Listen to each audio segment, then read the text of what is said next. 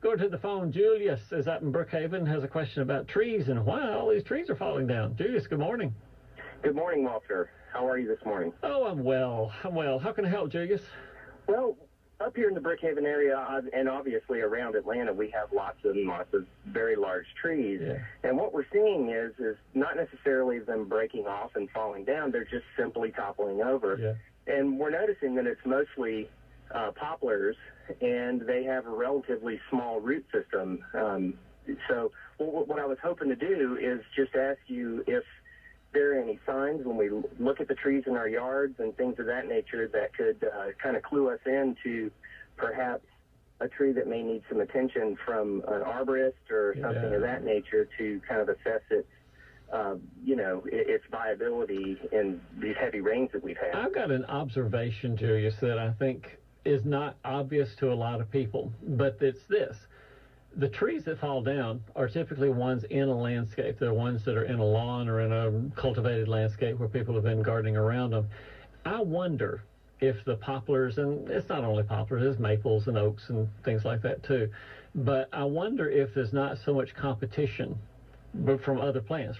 Grass in particular. Grass is a terrible competitor to trees, and that's why trees provide shade, so they can outcompete the grass. And that's, the two of them fight for each other for tooth and toenail, I guess, for the water and the nutrients in the soil.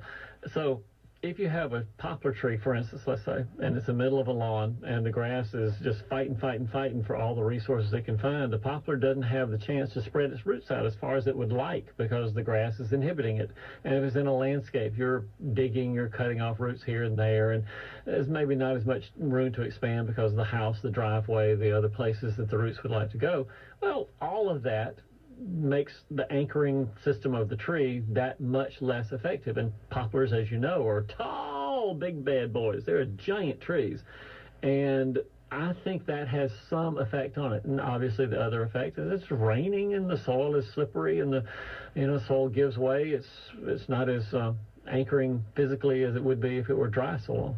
In your opinion, is there any telltale sign of a tree that, may be heavy on one side that could just strictly with the weight of the water that you can sometimes see heaving. Yeah, you can. The smart arborists who come out and examine trees will look on the side of look at a tree and see which side is heavier, and they'll look on the opposite side and see root heave. And sometimes you just see the bumps in the ground where the big roots have been pulled a little bit loose in a windstorm the night before.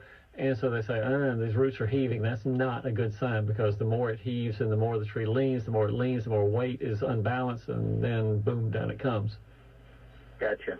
So again, I think it's more competition and just simply environment. There's not a lot you can do to really prevent it, but inspection is a smart thing. A homeowner can inspect a tree pretty well, but if you really need somebody to come out and look at it who's smart, then get a certified arborist. There are a number of certified arborists around Atlanta who, that's all they do is do tree health inspections or insurance inspections and things like that. You go to georgiaarborist.org and just type in a little search line that you want a certified arborist who just does tree health inspections, and they'll find you a list of 15 or 20 people who come out and do that for you.